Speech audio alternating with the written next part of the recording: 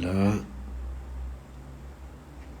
buenas tardes amigos, amigas, ¿cómo les va? Estamos comenzando esta nuestra transmisión acostumbrada de nuestro live en vivo. Hola Claudia, ¿cómo estás? Bienvenida. Adriana, ¿cómo les va? Bienvenidos, súper. Hola Felminda, bienvenida, tú siempre tan leal. Gracias por estar aquí y felicitaciones por tu reciente cumpleaños. Abrazos. Qué bueno que nos estén acompañando. Hoy como todos los jueves, que ya se nos está volviendo costumbre un poco. Hola María Fernanda. Leo. Bien, ahí estamos conectando. Hay un tema sobre el cual quería que habláramos, pero vamos a esperar si algunas otras personas se conectan. Se siguen conectando mientras para entrar en materia de lo que queremos hablar hoy, siguiendo con el tema de la resiliencia, pero virando un poco el foco, no solamente elementos de resiliencia, o sí, con elementos que tienen que ver indudablemente con la resiliencia, pero más desde, digámoslo así, la perspectiva más pura o más centrada en elementos de la psicología positiva, que es lo que vamos a trabajar ahora en este mes de octubre. Entonces, uno de los elementos que ahora en octubre va a ser el del bienestar y los pilares del bienestar, ¿no? Hace un tiempo trabajamos una situación en una conferencia en una universidad y hablábamos sobre muchos elementos relacionados con la psicología positiva. Ustedes saben, la psicología positiva es esta rama de la psicología que tiene que ver con el desarrollo de propiedades, de facultades positivas que todos los seres humanos tenemos. Que todos los seres humanos tenemos, ¿no? Y al trabajar en ellas,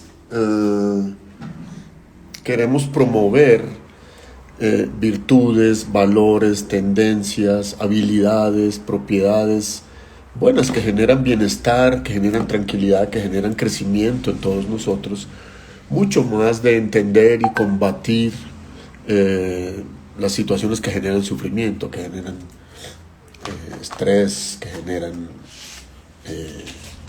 depresión, ansiedad, sino es qué nos hace a nosotros mejores seres humanos, qué nos hace sentir mejor con nosotros mismos, y entonces desarrollar, potenciar, fortalecer esas tendencias de la psicología positiva, las cuales indudablemente, digámoslo de carambola, conducen a el desarrollo de la resiliencia, en el sentido que nos ayudan para superar situaciones difíciles como las que estamos viviendo ahora en esta época de pandemia a nivel mundial, y ahora con el desconfinamiento y con las dificultades que hay, el segundo rebrote que puede haber, que no. Entonces estamos todos con una situación difícil afrontando. Entonces necesitamos ejercitar, desarrollar, fortalecer lo que más podamos nuestra resiliencia. ¿Cómo se fortalece la resiliencia? De distintas maneras, ya lo hemos visto en las sesiones anteriores. Trabajamos muchísimo el tema de la gratitud. Ahí hay un live también anterior de hace un par de semanas. Luego la semana pasada trabajamos un poco más de experiencias digamos notorias en la vida de un médico, del doctor Santiago Rojas, un médico que ha trabajado mucho elementos de resiliencia en pacientes terminales, ¿no? Y él nos compartió cosas personales de él y cosas también de aprecio por elementos de pacientes que le habían enseñado mucho a él, debido a que sacaron en medio de la dificultad de la enfermedad mucha fuerza para transformarse y para afrontar su vida. Y él decía que uno de los elementos que daba, que es algo que comprueba la ciencia, que daba mucha fortaleza, es el tema del sentido de la vida, del propósito, ¿no? El cual es uno de los 4 pilares fundamentales basados en la evidencia científica, que está comprobado que fortalecen indudablemente la capacidad de todos los seres humanos para afrontar situaciones difíciles, y que de paso, lo cual no es nada banal ni despreciable, de paso contribuyen a la generación de bienestar y de felicidad. Ahí hay dos elementos que podemos ser fruto de una discusión posterior, si quieren, en otro de nuestros encuentros, que es las diferencias o las similitudes que hay entre el tema de la felicidad y el tema del bienestar, ¿no? A veces la felicidad es un concepto que abarca elementos mucho más amplios, pero mientras que hay algunos grupos que tratan de resumirlo y de condensarlo, quitándole algunos elementos, muchos de tipo hedonista, del tipo de la felicidad que es generada por el disfrute de los placeres de la vida, y dicen, no, hagámoslo, eso es un momento subjetivo, podemos hacer otros elementos más objetivos, más objetivizables si se quiere, desde el punto de vista científico, para poderlos medir, estudiar, implementar y evaluar, que un concepto tan etéreo como el de la felicidad, pero conducen indudablemente a la generación de felicidad y de bienestar. Entonces, estos cuatro pilares estaba comenzando por el último, en términos del doctor Richard Davidson y de su grupo maravilloso de estudio de la Universidad de Wisconsin, que es el del propósito. Veíamos con Sofía hace un par de semanas el tema que ella, después de su enfermedad, cuando estuvo en cuidado intensivo, se puso a pensar, bueno, yo, ¿para qué sirvo en esta vida? ¿Cuál es mi norte? ¿Cuál es mi norte profundo? Y ella dijo, no, yo sirvo esta vida para agradecer. Gracias a que agradezco, puedo valorar y puedo disfrutar algunos de los elementos que tengo a mi alrededor, a pesar de estar viviendo una situación de una enorme dificultad, el tema de estar en una unidad de cuidado intensivo, enferma. Entonces ella dijo, el propósito de mi vida es impulsar que la gente sea más feliz a través de la expresión de la gratitud. Y generó toda una línea de trabajo en lo personal como en lo interaccional. Es decir, generó incluso una fuente de ingresos para ella, que es trabajar porque la gente exprese más gratitud en su vida. Entonces ella encontró su norte y dijo, me voy a dedicar a esto. Tener un sentido profundo de propósito en la vida genera mucho bienestar, genera mucha regulación emocional y genera una sensación de trascendencia. No es solamente estoy aquí en el día a día haciendo un trabajo que produce un resultado inmediato o más tardío si se quiere, sino estoy haciendo algo que trasciende mi vida y que trasciende la vida de otras personas también.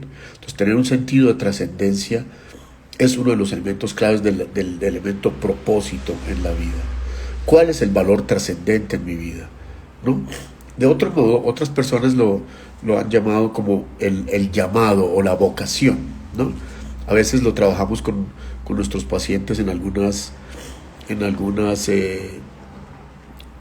talleres y conferencias en los que trabajamos esta situación. Y hacemos una metáfora que tiene unos elementos espirituales si se quieren, pero no necesariamente tiene que ser así espiritual, aunque se puede tomar de ese modo. Pero si Dios en su infinita sabiduría, independiente de la creencia que ustedes tengan de Dios, de su aproximación a Dios, pero en su infinita sabiduría hubiera dicho, bueno, ahora voy a mandar a Ariel a la Tierra en el finales del siglo XX, comienzos del siglo XXI, y le voy a dar un propósito. Él va a ir a cumplir una misión, pero él tiene que descubrir cuál es esa misión, ¿no? Entonces le infunde a uno con un don especial y una misión a realizar en la vida. Algunas creencias tienen concepciones filosóficas y teológicas de la vida, tienen esa asunción. Dios nos envía al mundo con una misión que nosotros tenemos que descubrir, además, entre otras cosas. Parte de nuestra búsqueda interior está en descubrir esa misión. ¿Por qué estoy yo en este mundo, en esta vida, en este momento? ¿Cuál es el llamado, la vocación a que mi Dios me dijo, váyase y para hacer esto, ¿no? Entonces, cuando uno descubre eso, independientemente de la concepción religiosa, ¿no? Puede ser Dios, puede ser una persona atea, puede ser una persona musulmana, budista, judía, lo que quieran. Pero cuando uno descubre la razón de ser de la vida, ¿por qué estoy en la vida en este momento, en la historia, ¿no? En la historia de la humanidad, en la historia de mi familia, en la historia tal? Entonces uno dice, bueno, yo estoy en esta vida por esto y esto y esto y esto. Cuando se conecta, y además es una conexión, no es, bueno, yo vivo en esta vida para lograr, yo qué sé, alguien que tenga muy buen humor, diga, bueno, para que la gente se ría, para que la gente sea feliz a través de los chistes que yo voy a contar, por poner un ejemplo. Sí, pero no es solamente eso, sino tiene que convertirse, el propósito de la vida tiene que convertirse en un elemento que se viva en la cotidianidad. No solamente que sea trascendente, trasciende mi existencia y se proyecta a la existencia de los demás, sino también que se ejerza cotidianamente en la vida diaria. Es decir, no es algo trascendente. Por ejemplo, el sentido de la vida es procurar que haya, yo qué sé, democracia. Una persona cuyo valor importante es la democracia, el entendimiento entre distintos grupos, distintas tendencias y tal. Bueno, pero yo qué sé, que se dedique a cualquier tipo de actividad cotidiana, que sea a una ingeniería, desarrolla una actividad de ingeniería, y luego, bueno, es un padre de familia, una madre de familia, y tiene sus hijos y tal. No, tiene que meter el elemento democracia dentro de la cotidianidad. ¿Y yo por qué vivo? ¿No? ¿Para qué vivo? ¿Cuál fue mi llamado en este mundo? Y es ejercerlo a diario, ejercerlo todos los días, en pequeños actos, invertir ese elemento en pequeños actos de la cotidianidad. Para hablar de un ejemplo personal, yo siento que a mí la vida, no sé, Dios, la tendencia, mi familia, mis padres, me inculcaron como cierto elemento de entender a la gente. Mis papás eran así, personas como que escuchan, una muy buena capacidad de escucha, de entender. Soy el hijo mayor, muchos hijos mayores de nuestras familias terminamos después siendo psicoterapeutas porque tenemos que hacer un esfuerzo por entender a nuestros papás desde niños. Y entonces siento que parte del llamado a mi vida, la ocasión es tratar de entender a la gente y tratar de contribuir a que la gente se entienda mejor a sí misma. Entonces, ese sería mi llamado. Pero el llamado personal, el propósito de la vida de cada uno es el de cada uno. Lo puede descubrir. Si lo tiene confuso, mírese para adentro. Incluso unas sesiones de psicoterapia pueden ayudar muchísimo en ese campo. Es, ¿por qué estoy yo en este mundo, en este momento? Un elemento central, educable, encontrable, desarrollable, entrenable, con el cual se genera mucho bienestar. Nosotros tres, voy a ir hablando de cada uno de ellos, además basados en evidencia científica, y ahí voy un poquito atrás hablando del tema de psicología positiva. La psicología positiva es elementos que promueven el bienestar y el crecimiento humano basado científicamente. No es el pensamiento positivo, ¿no? Por ejemplo, perdón, estoy aquí como con la rinitis un poquito alborotada. Cambió el clima, aquí en Bogotá está haciendo calor y ahorita está haciendo una oleada fría. Pero lo que les estaba diciendo es el tema de que no es el pensamiento positivo. el tema no es pensar como por ejemplo en el libro del secreto, pensar positivamente, pensar que el universo confabula hacia mí y me va a dar ahora $1 millón. No, nada más distante de eso. Es estrategias basadas en la evidencia científica que promueven el bienestar y el crecimiento de los seres humanos. Uno, ya dije uno de ellos, es el sentido de propósito. El otro es el sentido de conciencia. Tener conciencia se relaciona con el anterior en el sentido que bueno, tenemos que tener conciencia del propósito de nuestra vida, del llamado, por qué estamos en este mundo. Pero tener conciencia es mucho más, como decimos en nuestros talleres de mindfulness y lo insistimos tanto, es darse cuenta de lo que hace la mente.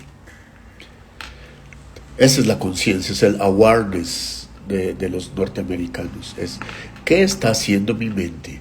Me doy cuenta de lo que está haciendo mi mente momento a momento. Y para eso tengo que estimular mi atención. Tengo que darme cuenta de lo que hace la mente, ¿no? Si no me doy cuenta de lo que hace la mente, entonces es como decía la famosa frase de John Lennon, ¿no? La vida es aquello que pasa mientras tú estás distraído mirando para otro lado, ¿no? No, es estar en el aquí y el ahora, que es mindfulness al 100%, entrenable completamente. En nuestros talleres lo enseñamos todo el tiempo y la gente lo aplica y se siente sumamente feliz de poder realizar. Darme cuenta de lo que hace la mente. Fortalecer el yo observador. Inspiro, expiro, me doy cuenta que estoy respirando, ¿no? Inspiro, expiro y me distraigo, me doy cuenta que me estoy distrayendo. Vuelvo nuevamente al ejercicio de respiración, me doy cuenta que puedo volver a él. Y entonces me doy cuenta, poco a poco voy desarrollando el elemento de la atención sobre mis procesos mentales y voy desarrollando lo que llaman los teóricos una metacognición, que es el elemento de darme cuenta de lo que hace la mente, es decir, estoy pensando.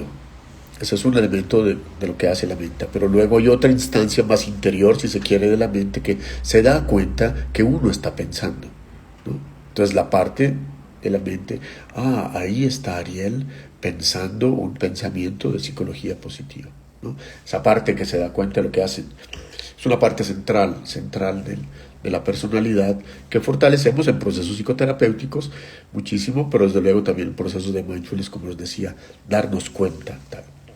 Sin embargo, mindfulness solamente no es suficiente como elemento de bienestar y como yo tanto insisto, a veces se malutiliza, se puede malutilizar y por eso es el problema de hacer mindfulness en ambientes que no sean ambientes clínicos, en personas que tengan algún tipo de dificultad clínicamente significativa desde el punto de vista de salud mental, ¿no?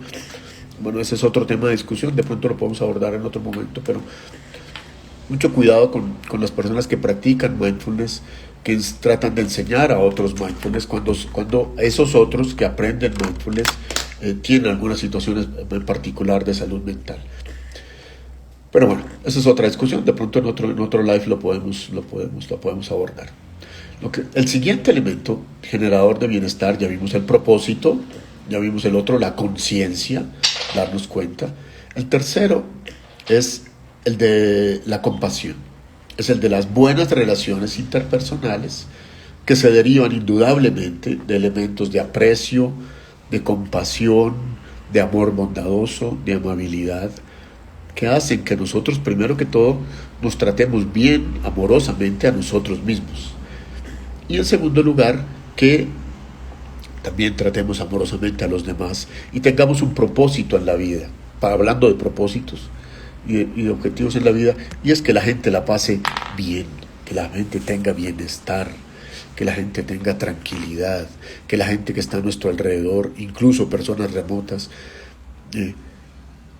disminuyan su sufrimiento, se proyecten como seres humanos. Cuando estamos conectados con nosotros mismos, dándonos compasión, autocompasión, y eso estimula automáticamente dar compasión hacia los otros, ¿no? Como decíamos, por ejemplo, con el ejemplo de Sofía y su proyecto de gratitud. Voy a hacer algo para que otras personas estén bien también. Eso genera enorme bienestar. Y en el video que yo tengo en mi página de YouTube, al comienzo de la pandemia, uno de los elementos centrales para generador de bienestar y disminuir el estrés es ayuda a otros, ¿no? Pero ese es el elemento afectivo, es me trato bien a mí mismo, a mí misma, con pasión. Y hay toda una serie de estrategias, 15, 20, más 10, 25 técnicas específicas para desarrollar compasión. Autocompasión hacia mí y automáticamente compasión hacia otros. Bienestar, compasión, crecimiento emocional. De todos los que están a mi alrededor. Muy bien. Y el último elemento, el cuarto elemento generador de bienestar, paréntesis, felicidad, es el del insight, el que nosotros llamamos desde el psicoanálisis insight o también metacognición desde el punto de vista cognitivo a la que me refería hace un momento. Pero fundamentalmente es darse cuenta de las creencias inconscientes que tenemos todos los seres humanos en nuestro interior y cómo han sido generadas, cómo se han creado y qué influencia tienen en mi vida cotidiana y en mi percepción de mí mismo y de lo que está ocurriendo en mi entorno. ¿Qué quiero decir con eso? Son, por un lado, creencias y valores que todos tenemos sobre nosotros mismos, sobre el funcionamiento mental y sobre el funcionamiento incluso de la vida, ¿no? La forma más clara y más fácil y más inmediata para darnos cuenta de ese tipo de creencias son las narrativas. Es decir, ¿qué historias me estoy diciendo yo a mí mismo? ¿Qué historias me estoy diciendo a mí misma sobre lo que está pasando? Y las historias son historias, tal cual, son cuentos, son relatos que nosotros hacemos. Desen cuenta cómo son los relatos habituales que ustedes construyen, que ustedes narran, que ustedes dicen. Y uno tiende a tener ciertos tipos de relatos principales, ciertas formas de contar una historia, parte de la forma de contar la historia, la forma como estructuramos la historia que contamos y el final que tiene esa historia.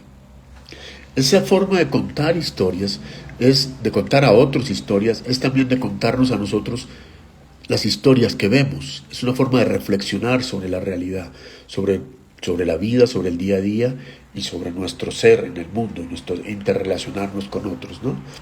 Entonces, cuando nosotros, por decir algo, algo que me ocurrió ayer, me generó mucha alegría. Digamos, yo tengo un modo de pensar que de alguna manera es, hablando de valores trascendentes y de propósito en la vida, yo creo que uno de los propósitos importantes que uno tiene en la vida es generar el bienestar de las personas, como les decía también. Eso me incumbe como propósito mío personal. Y tengo un elemento en ese sentido generador de mucha felicidad, es el cuidado por el medio ambiente y el cuidado por digamos, por el trabajo humano, por las cosas hechas a mano. Me encanta todo lo artesanal, todo lo hecho a mano, todo como por ejemplo los diarios de Sofía, todo lo que requiere un esfuerzo de transformación de elementos en otros. Por eso entonces me encanta mucho más todo lo hecho a mano que todo lo automatizado, ¿no? Y resulta que ahora estoy viviendo en un nuevo apartamento, seguramente se dan cuenta que el entorno es un poco distinto al de los otros lives.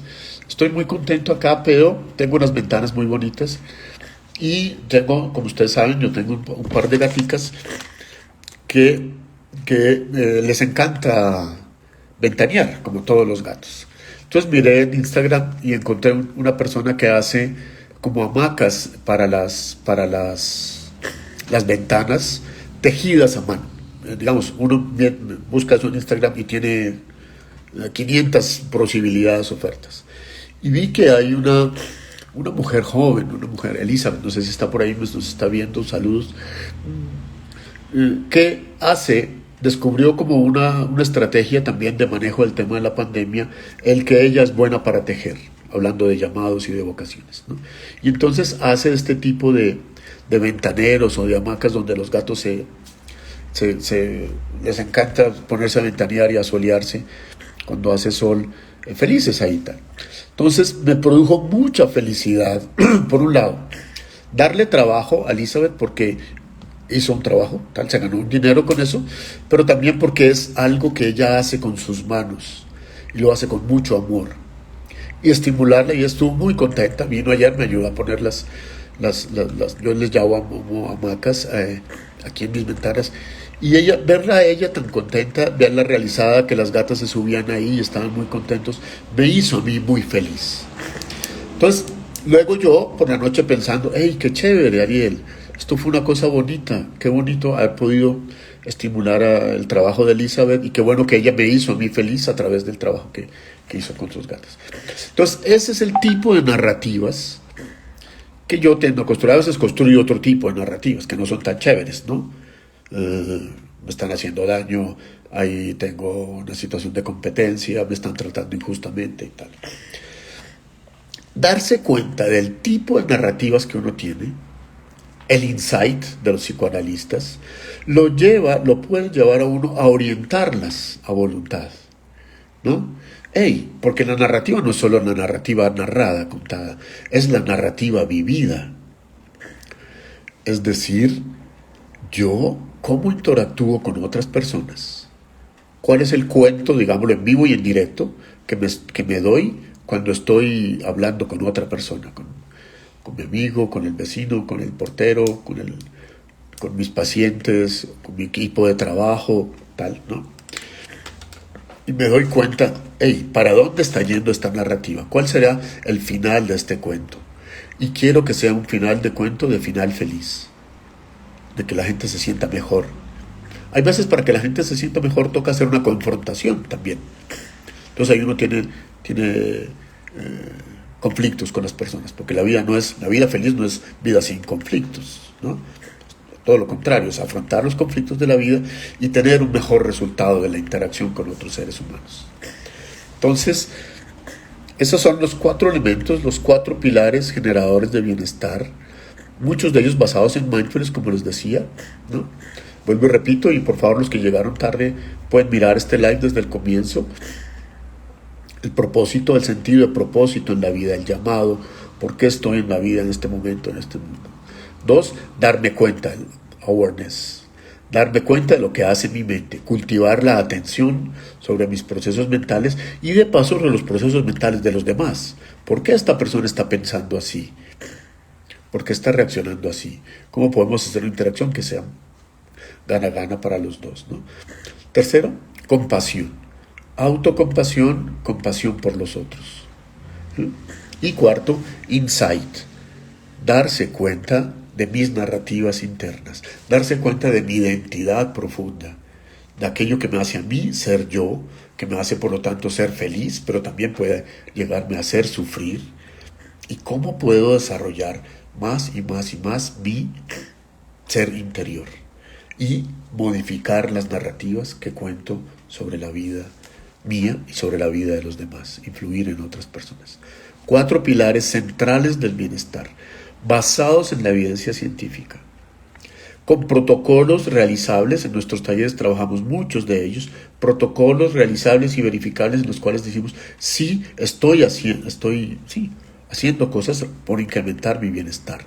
Se mide el antes, se mide el después y tenemos resultados a nivel individual, muchísimo, a nivel de las empresas que nos contratan, sin ninguna duda.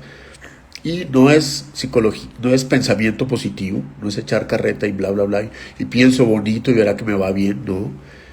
Es confrontar con elementos complejos de la personalidad humana, de la vida humana, pero sacar lo mejor de nosotros mismos para crecer y para ser mejores individuos.